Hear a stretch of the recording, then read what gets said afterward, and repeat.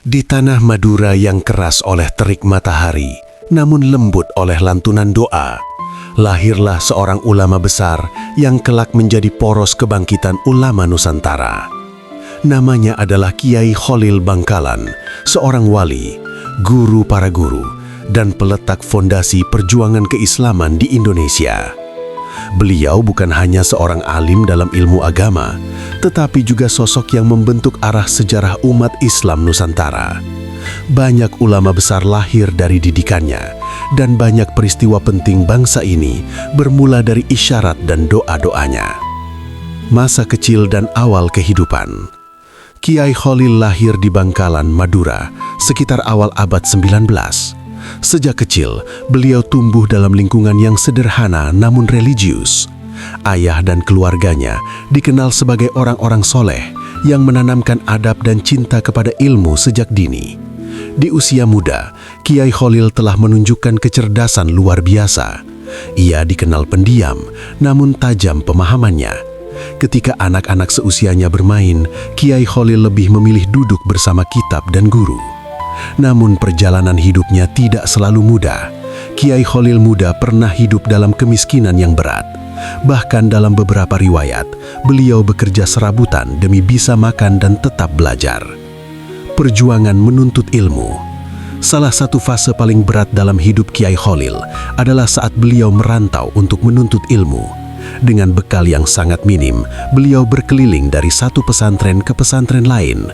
Pernah suatu ketika, Kiai Kholil hidup tanpa bekal makanan berhari-hari.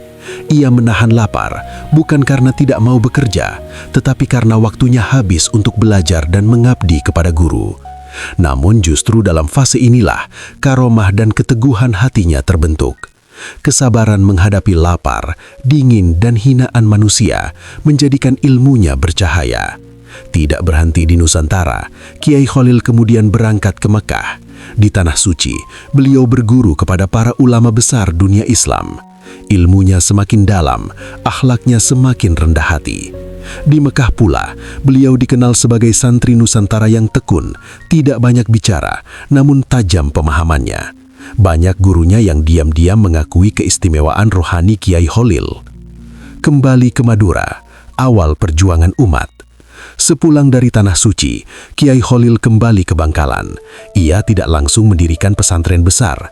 Beliau memulai dakwah dengan sangat sederhana, mengajar beberapa murid, membina masyarakat, dan memperbaiki akhlak umat.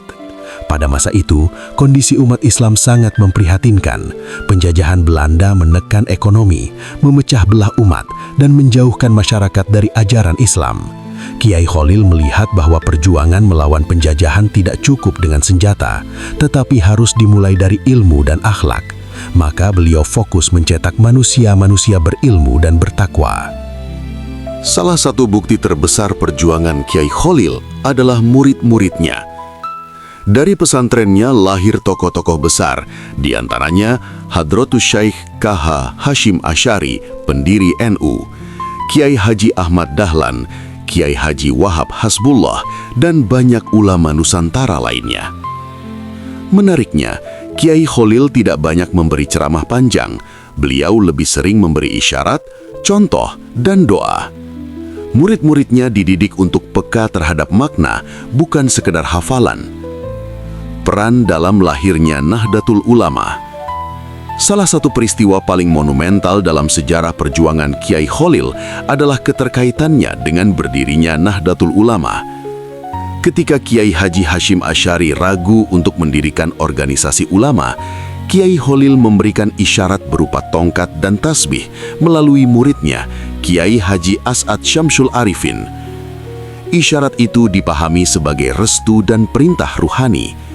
Tak lama setelah itu, NU resmi berdiri dan menjadi benteng akidah Ahlus Sunnah wal Jamaah di Nusantara. Ini menunjukkan bahwa perjuangan Kiai Kholil tidak selalu tampak di depan umum, tetapi dampaknya mengguncang sejarah. Kehidupan zuhud dan karawah. Kiai Kholil dikenal sebagai ulama yang sangat zuhud. Beliau tidak mengejar kekayaan, jabatan, atau popularitas. Hidupnya sederhana, pakaiannya biasa, makanannya seadanya. Namun di balik kesederhanaan itu, banyak karomah yang terjadi. Doanya mustajab, firasatnya tajam, dan keberadaannya membawa ketenangan bagi masyarakat. Banyak orang datang meminta nasihat bukan untuk urusan dunia semata, tetapi untuk keselamatan iman dan akhirat. Wafat dan warisan perjuangan.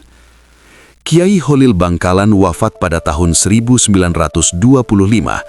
Kepergiannya ditangisi ribuan orang. Namun sesungguhnya beliau tidak pernah benar-benar pergi. Ilmunya hidup dalam pesantren-pesantren, doanya hidup dalam perjuangan ulama, isyaratnya hidup dalam organisasi dan gerakan Islam Nusantara. Hari ini, ketika kita melihat kokohnya pesantren, kuatnya NU, dan terjaganya Islam moderat di Indonesia, di sanalah ada jejak perjuangan Kiai Kholil Bangkalan. Penutup renungan. Kiai Kholil mengajarkan bahwa perjuangan sejati tidak selalu keras dan lantang. Kadang ia hadir dalam kesabaran, keikhlasan, dan doa di tengah malam. Beliau tidak meninggalkan harta, tetapi meninggalkan peradaban. Tidak meninggalkan istana, tetapi meninggalkan ulama.